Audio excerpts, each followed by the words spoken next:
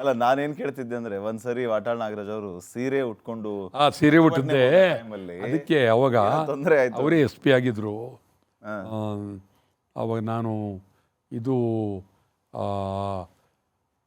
ಬೆಂಗಳೂರು ಬಂದು ಕರೆ ಕೊಟ್ಟಾಗ 144ನೇ ಸೆಕ್ಷನ್ 144 ಸೆಕ್ಷನ್ ಜಾರಿ ಮಾಡಿದರು.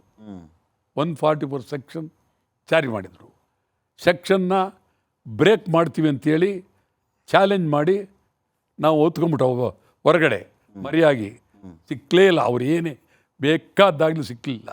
ಸೊ ಅವ್ರಿಗೆ ಆ 144 ಸೆಕ್ಷನ್ ಯಾವತ್ತು ಬಂದಿದೆ ಅವತ್ತು ಬರಲೇಬೇಕು ನಾವು ಅಂತೇಳಿ ನಾವು ಇಲ್ಲಿ ಹೆಸರುಘಟ್ಟ ಪಕ್ಕದಲ್ಲಿ ಐವರಕಂಡಪುರ ಅಂತೇಳಿ ಅಲ್ಲಿ ಎಲ್ಲ ಸೇರಿ ಸರ್ವೆ ತೋಪ್ನಲ್ಲಿ ಮಲಗಿ ಅಲ್ಲಿಂದ ಒಂದು ಲ್ಯಾಂಡ್ ಮಾಸ್ಟರ್ ಕಾರು ಬಂದು ಅಲ್ಲಿಂದ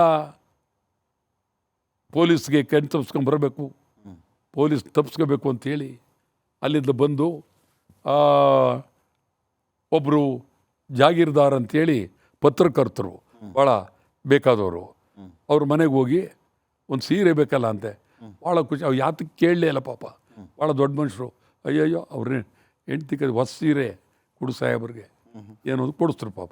ಆಗ ಬಂದು ಅಲ್ಲಿ ಒಬ್ಬ ವೀರಭದ್ರಾಚಾರಿ ಅಂತೇಳಿ ಅದ್ಭುತವಾದಂಥ ಡ್ರೆಸ್ಸು ಮೇಕಪ್ ಮಾಡೋನು, ಅವ್ರದ್ದು ಹಾಕಿ ಸೀರೆ ಎಲ್ಲ ಉಡಿಸಿ ಎಲ್ಲ ಮಾಡಿ ಇಡೀ ಪೊಲೀಸು ಅವ್ರು ಹಿಡಿಕೆ ಆಗಲಿ ಹಿಡಿತೆ ಏನು ಮಾಡೋಕ್ಕಾಗಲ್ಲ. ಆನಂದರಾವ್ ಸರ್ಕಲ್ಲು ಅಲ್ಲಿ ಬಂದೆ. ಸುಮಾರು ಒಂದು 500 ಜನ ಪೊಲೀಸ್ ಇತ್ತು.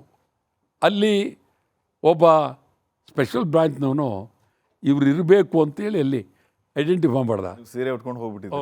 ಗೊತ್ತಾಗುತ್ತೆ ಈಗ ಅವನು ಹಿಡಿದು ಬಿಡ್ತಾನೆ ಅಂತೇಳಿ ಸರ್ರಂತ ಹಿಡಿದು ಸೀರೆ ಅಂತ ಹೋಗಿ ಆ ಹೋಟ್ಲ ಗೋಡೆ ಆರಿ ಇದಕ್ಕೆ ಹೋಗ್ಬೇಕು. ಯಾವುದಕ್ಕೆ?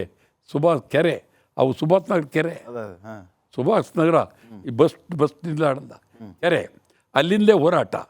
ನಮ್ಮವರು ಅಲ್ಲಿ ಕಾವೇರಿ ಪೈಪ್ನೊಳಗಿದ್ರು. ನಿಮ್ಗೆ ಹೇಳೋದಾದರೆ ಆವತ್ತಿನ ಚಳುವಳಿ, ಆವತ್ತು ನಡೆದಂಥ ಹೋರಾಟ, ಆವತ್ತಿನ ಜನ, ಆ ಪ್ರೀತಿ ಅಭಿಮಾನ ಕುಡಿದ್ರು. ಹಿಡಿಯಕ್ಕಾಗಲಿಲ್ಲ ಪೊಲೀಸರಿಗೆ, ನಿಮ್ಮನ್ನು ಹಿಡಿಯಕ್ಕಾಗಲಿಲ್ಲ. ಆಗಲಿಲ್ಲ. ಆಮೇಲೆ ಹಿಡಿದ್ರು. ನಾನು ಮೇಲಕ್ಕೆ ಎತ್ತಿ ಆ ಕಡೆ ಓಡ್ಬೇಕ ಒಂದು ಕಾಲು ಹಿಡಿದ್ರು. ರಾಜಮಹಲ ಹೋಟ್ಲ್ ಅಂತ ಬರುತ್ತೆ ಅಲ್ಲಿ. Arrest, you are under arrest ಅಂತ ಭಾಳ ನಡೆದೋಗಿದೆ. ಭಾಳ ಚಳವಳಿಗಳು ಬೇಕಾದ ರಾಜ್ಯೋತ್ಸವದ ಸಂದರ್ಭದಲ್ಲಿ ನಿಮ್ಮ ಹಲವು ವಿಚಾರಗಳನ್ನ ನಮ್ಮ ಜೊತೆಗೆ ತಿಳಿಸ್ಕೊಟ್ರಿ. ಚಳವಳಿ ಹೇಗೆ ಮಾಡಿದ್ರಿ, ಚಳವಳಿ ಜೀವನ ಆರಂಭ ಹೇಗಾಯಿತು, ರಾಜಕೀಯದಲ್ಲಿ ಪದವಿ ತ್ಯಾಗ ಮಾಡಿದ್ವಿ, ಇತ್ಯಾದಿ ವಿಚಾರಗಳನ್ನು ತಿಳಿಸ್ಕೊಟ್ರಿ. ರಾಜ್ಯೋತ್ಸವದ ಈ ಸಂದರ್ಭದಲ್ಲಿ ನಿಮ್ಮ ಬಗ್ಗೆ, ನಿಮ್ಮ ಚಳವಳಿ ವಿಚಾರಗಳ ಬಗ್ಗೆ ಹಲವು ಅಭಿಪ್ರಾಯಗಳನ್ನು ತಿಳಿಸ್ಕೊಟ್ಟಿದ್ದಕ್ಕೆ ತುಂಬ ಭಾಳ ಸಂತೋಷ. ಈ ಹೋರಾಟ, ಚಳುವಳಿ, ಬರೀ ಚಳುವಳಿ ಹೋರಾಟ ಅನ್ನೋದಕ್ಕಿಂತ ಪ್ರತಿ ಸಾರಿಯೂ ವಿಶೇಷವಾದಂತಹ ಹೋರಾಟ, ವಿಶೇಷವಾದಂಥ ಚಳುವಳಿಗೆ ಸಾಕ್ಷಿ ಆದಂಥವ್ರು ನೀವು. ಹೇಗೆ ಶುರುವಾಯ್ತು ಸರ್ ಈ ಚಳುವಳಿ ಹೋರಾಟದ ಬದುಕು ಎಲ್ಲ? ಇದು ಒಂದು ನಿಮಿಷದಲ್ಲಿ ಅಥವಾ ಒಂದು ಗಂಟೆಯಲ್ಲಿ ಹೇಳೋ ಅಂಥದ್ದಲ್ಲ. ಇದು ನಡೆದಿದೆ ಇತಿಹಾಸ ಭಾರಿ ದೊಡ್ಡ ಇತಿಹಾಸ ಇದೆ. ಇದಕ್ಕೆ ಆರಂಭದಿಂದ ನಿರಂತರವಾಗಿ ಯಾವ ಒಂದು ಆಸೆ, ಆಕಾಂಕ್ಷೆಗಳು, ಅಧಿಕಾರ ಯಾವುದಕ್ಕೂ ಆಸೆ ಬಿಡದೆ ಕನ್ನಡವೇ ಸಾರ್ವಭೌಮ, ಕನ್ನಡವೇ ಅಧಿಕಾರ, ಕನ್ನಡವೇ ಮಂತ್ರಿ, ಮುಖ್ಯಮಂತ್ರಿ ಎಲ್ಲವೂ ಕನ್ನಡವೇ. ಈ ದೃಷ್ಟಿಯಿಂದ ನಿರಂತರವಾಗಿ ಹೋರಾಟ ನಡೆದು ಬಂದಿದೆ. ಅದು ಒಂದು ದಿನದಲ್ಲಿ ಹೇಳೋಂಥ ಹೋರಾಟವಲ್ಲ, ಭಾರಿ ಹೋರಾಟ ಇದೆ. ಸಾಮಾನ್ಯವಾಗಿ ಇದು ವರ್ಷಗಟ್ಟಲೆ ನೀವು ಕೊಡ್ಬೋದು ಅಂಥ ಹೋರಾಟಗಳೆಲ್ಲ ನಡೆದಿದೆ. ಈ ರಾಜ್ಯದಲ್ಲಿ ನಾವು ಕನ್ನಡದ ಬಗ್ಗೆ ನಂಬಿಕೆ, ಪ್ರಾಮಾಣಿಕತೆ, ಪ್ರೀತಿ ಇರಲೇಬೇಕು. ಅದಿಲ್ಲದೇ ಇದ್ದರೆ ನಾವು ಅದಕ್ಕೆ ಅರ್ಥ ಬರೋದಿಲ್ಲ. ಆವತ್ತಿನ ದಿನ ನಡೆದಂಥ ಚಳುವಳಿಗಳು ನಿಮ್ಮ ಟಿ ವಿ ಮಾಧ್ಯಮ ಇರಲಿಲ್ಲ. ಭಾಳ ಮುದ್ರಣ ಪತ್ರಿಕೆಗಳಿದ್ದವು. ಪ್ರಜಾವಾಣಿ ಪತ್ರಿಕೆ, ಡೆಕ್ಕನ್ ಹೆರಾಲ್ಡ್ ಮತ್ತು ಆಮೇಲೆ ಕನ್ನಡಪ್ರಭ ಬಂತು. ಈ ಪತ್ರಿಕೆಗಳಲ್ಲಿ ಆವಾಗಷ್ಟೇ ಮತ್ತು ಆಗಿದ್ದಂಥ ಫೋಟೋಗ್ರಾಫರ್ಸ್ಗಳು ಇಡೀ ಬೆಂಗಳೂರಿಗೆ ಒಂದು 5 ಜನ ಇದ್ದರು. ನಿಮ್ಗೆ ಹೇಳೋದಾದರೆ ಪ್ರಜಾವಾಣಿಲಿ T L Ramaswamy, Prajavani Deccan Herald. ಆಮೇಲೆ ಕನ್ನಡ ಬಂತು ಮತ್ತು ಸಾಗರ್, ಎಸ್ ಎಂ ಸಾಗರ್ ಅಂತೇಳಿ. ಆಮೇಲೆ ಇಲಿಸ್ಟ್ರೇಟೆಡ್ ವೀಕ್ಲಿ ಅಂತ ಬರ್ತಿತ್ತು ಡೆಲ್ಲಿಲಿ, ಇಂಗ್ಲೀಷ್ ಭಾಳ ದೊಡ್ಡ ಮ್ಯಾಗ್ಝಿನ್. ರಾಮಚಂದ್ರ ಸ್ವಾಮಿ ಅಂತೇಳಿ ಅವರು ಫೋಟೋಗ್ರಾಫರ್ ಇದ್ದರು.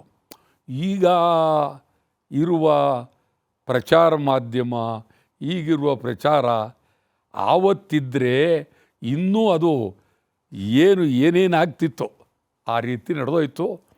ಸುಮ್ಮನೆ ಅಲ್ಲಿ ನಗರದಲ್ಲಿ ಇಂದು ವಟಾಳ್ ನಾಗರಾಜ್ ಭಾಷಣ, ಮೈಸೂರು ಬ್ಯಾಂಕ್ ಸರ್ಕಲ್ಲಿ. ಬರೀ ನಗರದಲ್ಲಿ ಇಂದು ಆ ಜಾಹೀರಾತು ಬೇಕಾಗಿಲ್ಲ, ತಮಟೆ ಹೊಡಿಬೇಕಾಗಿಲ್ಲ. ವಟಾಳ್ ನಾಗರಾಜ್ ಭಾಷಣ ಅಂದರೆ ಕಡಿಮೆ 5,000 ಜನ, ಕಡಿಮೆ ಆವತ್ತಿನ ಜನಸಂಖ್ಯೆಯಲ್ಲಿ ಕಡಿಮೆ 50,000 ಜನ. ಬೀದಿಯಲ್ಲಿ ಚಳವಳಿ ಮಾಡಿದ್ದೀವಿ, ರಸ್ತೆಯಲ್ಲಿ ಚಳವಳಿ ಮಾಡಿದ್ದೀವಿ. ಯಾವರಿಂದ ಆರಂಭ ಆಗಿತ್ತು ಸರ್ ಇದು ಹೋರಾಟದ ಜೀವನ? ಇದು ನಿಮ್ಗೆ ಹೇಳಿದರೆ ಸ್ವಲ್ಪ ಹೆಚ್ಚು ಕಡಿಮೆ ಆರಂಭ ಅನ್ನೋದು 59 ಇಟ್ಕೋಬೋದು, 1959 ಇಟ್ಕೋಬೋದು. ಬೆಂಗಳೂರಿಂದಾನೇ ಶುರುವಾಯ್ತಾ? ಬೆಂಗಳೂರೇ. ಇಲ್ಲಿ ಆವಾಗ ಈ ನಮ್ಮ ಚಲನಚಿತ್ರ ನಟರುಗಳಿಗೆ ಎಲ್ಲ ಅಲ್ಲಿದ್ದರು. ಇಲ್ಲಿ ಮದ್ರಾಸ್ನಲ್ಲಿ ಎಲ್ಲ ನಟರು ಮದ್ರಾಸ್ಲಿದ್ದು, ಕರ್ನಾಟಕದಲ್ಲಿ ಯಾರೂ ಇರಲಿಲ್ಲ. ಮದ್ರಾಸ್ಲೇ ತಯಾರಾಗ್ತಿತ್ತು ಕನ್ನಡ ಚಿತ್ರಗಳು. ಭಾಳ ಅದೊಂದು ದೊಡ್ಡ ಇತಿಹಾಸ, ಕನ್ನಡ ಚಿತ್ರರಂಗದ್ದೇ ಇತಿಹಾಸ. ಕನ್ನಡ ಚಿತ್ರರಂಗಕ್ಕೆ ನಾನು ಮಾಡಿರೋಷ್ಟು ಕೆಲಸ ಇನ್ಯಾರೂ ಮಾಡೋಕ್ಕಾಗಿಲ್ಲ, ಎಲ್ಲ ಮಾಡಿದ್ದೀನಿ. ಮದ್ರಾಸ್ನಿಂದ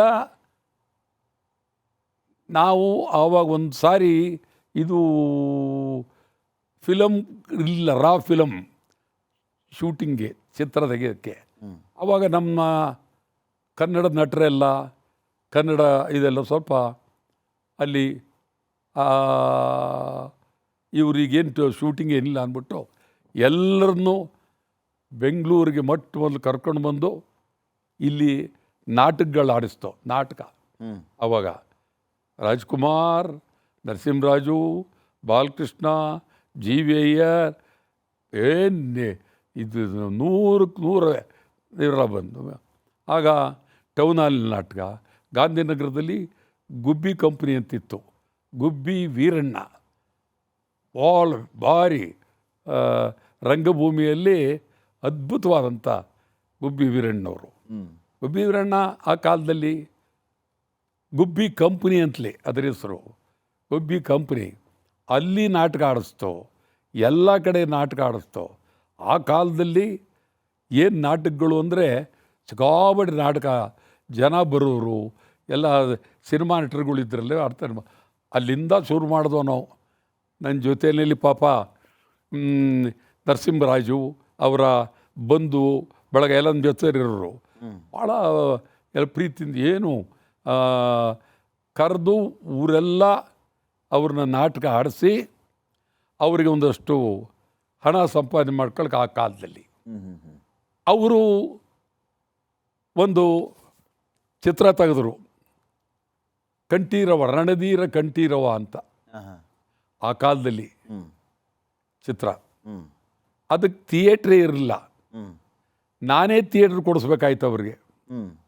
ರಾಜ್ಕುಮಾರ್ ಅವರ ಗುಂಪಿಗೆ ಅವರು ಕಲಾಸಂಘ ಅಂತ ಮಾಡ್ಕೊಂಡು ರಾಜ್ಕುಮಾರ್ ಮತ್ತು ನರಸಿಂಹರಾಜ್, ಬಾಲಕೃಷ್ಣ, ಜಿ ವಿ ಅಯ್ಯರ್, ಇವ್ರು 4 ಜನ ಚಾಂಪಿಯನ್ಸ್. ಆವಾಗ ಭಾಳ ತಮಿಳ್ನಾಡು, ಭಾಳ ಮದ್ರಾಸ್ ಭಾಳ ಜನ ಹೋದ್ರು ಬಿಡಿ. ಬೇಕಾದದೇನು 3 ಕುಮಾರಗಳು, ಉದಯ್ ಕುಮಾರ್, ಕಲ್ಯಾಣ್ ಕುಮಾರ್, ಎಲ್ಲ ಕಲ್ಯಾಣ್ ಕುಮಾರ್, ಉದಯ್ ಕುಮಾರ್ ಅವರೆಲ್ಲರೂ ನನ್ನ ಆತ್ಮೀಯರೇ. ಕಲ್ಯಾಣ್ ಕುಮಾರ್, ಉದಯ್ ಕುಮಾರ್, ಪಂತ್ಲು, ಹುಣಸೂರು ಕೃಷ್ಣಮೂರ್ತಿ, ಜೀವೆ ಏನು ಇಡೀ ಒಂದು ದೊಡ್ಡದು. ಅವರೆಲ್ಲರೂ ಕರ್ನಾಟಕ ಬರಬೇಕು ಅಂಥೇಳಿ ಆವತ್ತಿನಿಂದಲೂ ಒಂದು ರೀತಿ ಕನ್ನಡಕ್ಕೆ ಶುರುವಾಯಿತು. ಸೊ ಚಳುವಳಿ ಶುರುವಾದ್ದು 60-61 ಶುರುವಾಗುತ್ತೆ ಚಳವಳಿ. ಇದೇ ಕನ್ನಡ ಚಿತ್ರೋದ್ಯಮಕ್ಕಾಗಿಯೇ ಆರಂಭ ಆದ ಚಳವಳಿ. ಕನ್ನಡ ಚಿತ್ರೋದ್ಯಮದ ಜೊತೆಗೆ ಇದು ಬಂತು. ಹಾ. ನಮ್ಮ ಕನ್ನಡ ನಾಮಫಲಕಗಳಾಗಬೇಕು, ಕನ್ನಡ ಇದ್ಬೇಕು ಅಂತೇಳಿ. ಆಮೇಲೆ ಕನ್ನಡ ಚಿತ್ರ ಹಾಕಬೇಕು ಅಂತ ಚಿತ್ರಮಂದಿರಗಳ ಮುಂದೆ ಭಾರೀ ಹೋರಾಟಗಳು. ಆವಾಗ ಕನ್ನಡ ಚಿತ್ರಮಂದಿರ ಭರ್ತಿಯಾಗಿದೆ ಅಂತೇಳಿ ಆಗ್ತಿರಲಿಲ್ಲ. ಕಾರಣ ಏನು ಅಂದರೆ ಜನ ಬರ್ತಿರಲಿಲ್ಲ. ಆವಾಗ ನಮ್ಮ ಚಳುವಳಿಗಾರರು ಬೇರೆ ಬೇರೆ ಇವರೆಲ್ಲರೂ ಅವರೇ ಟಿಕೆಟ್ ತಗೊಂಡು ಒಳಗಡೆ ಹೋಗಿ ಭರ್ತಿಯಾಗಿದೆ ಅಂತ ಹಾಕ್ರಿ, ಚಿತ್ರಮಂದಿರ ಭರ್ತಿಯಾಗಿದೆ ಅಂತ ಆಗ್ತಾಯಿತ್ತು ಆ ಕಾಲದಲ್ಲಿ. ಅಷ್ಟು ಕನ್ನಡದ ಬಗ್ಗೆ ಹುಚ್ಚು ಅದ್ಭುತವಾಗಿತ್ತು. ಈ ಅವತ್ತಿದ್ದ ಅಂತ ಆ ಹುಚ್ಚು ನಾನೆಂದು ಇನ್ನೊಂದು ಸಾರಿ ನಾವು ನೋಡ್ತೀವಿ ಅಂತ ಆಗದೆ ಅಂತ ಅದ್ಭುತವಾಗಿ. ಆ ಸಂದರ್ಭದಲ್ಲಿ ಇದು ಕೆಂಪೇಗೌಡ ರಸ್ತೆಯಲ್ಲಿ ಭಾಳ ಥಿಯೇಟ್ರ್ಗಳಿದ್ದವು. ಕೆಂಪೇಗೌಡ ಥಿಯೇಟ್ರ್ ಅಂತಲೇ ಇತ್ತು, ಅದನ್ನು ಹೊಡೆದಾಕಿ ಈಗ ಮಹಲ್ ಆಗಿದೆ. ಆಮೇಲೆ ಈಗಿರೋದು ಸ್ಟೇಟ್ ಹೊಂದಿದೆ. ಅಲ್ಲಿ ಅಲಂಕಾರ ಇತ್ತು, ಅದನ್ನು ತೆಗೆದರು. ಅಲಂಕಾರ ಅವಾಗ ಅಲಂಕಾರ ಟಾಕೀಸ್, ಅಲ್ಲಿ ಹಿಂದಿ ಫಿಲಮ್ ಹಾಕಿದರು.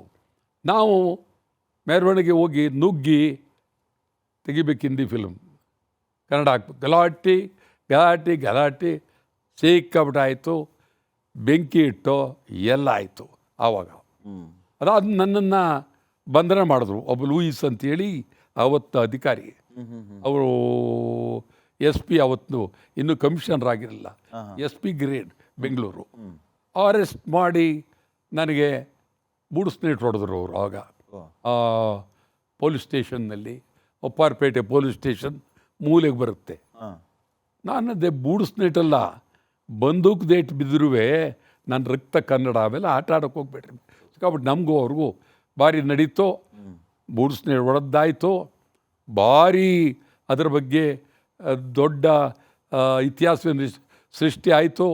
ಆಮೇಲೆ ಶಾಸನಸಭೆಯಲ್ಲಿ ಚರ್ಚೆ, ನಿಜಲಿಂಗಪ್ಪನವರು ಮುಖ್ಯಮಂತ್ರಿ, M.V. ರಾಮರಾವ್ ಹೋಮ್ ಮಿನಿಸ್ಟರ್, ಭಾರಿ ಚರ್ಚೆಯಾಗಿ ಕನ್ನಡದ ಪರ ಹೋರಾಟಗಾರ ವಾಟಾಳ್ ನಾಗರಾಜ್ ಮೇಲೆ ನೀವು ಬೂಡ್ಸ್ ಹೊಡಿತಕ್ಕಂಥ ಸರಿಯಲ್ಲ ಅಂಥೇಳಿ ಇಡೀ ಸದನಕ್ಕೆ ಅವರು ಉತ್ತರ ಕೊಡ್ತಾರೆ.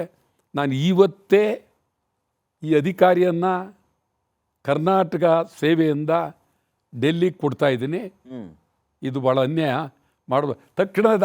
ತಕ್ಷಣ ತಗೊಂಬಿಟ್ಟು ತೀರ್ಮಾನ. ಪಾಪ ಭಾಳ ದೊಡ್ಡ ಹೆಸ್ರಿಗೆ ಏನು ಆ ಜನ ಅಂದ್ರೇನು, ಆವತ್ತಿನ ರಾಜಕಾರಣ, ಜನ ಅಂಥ ಅಪರೂಪ.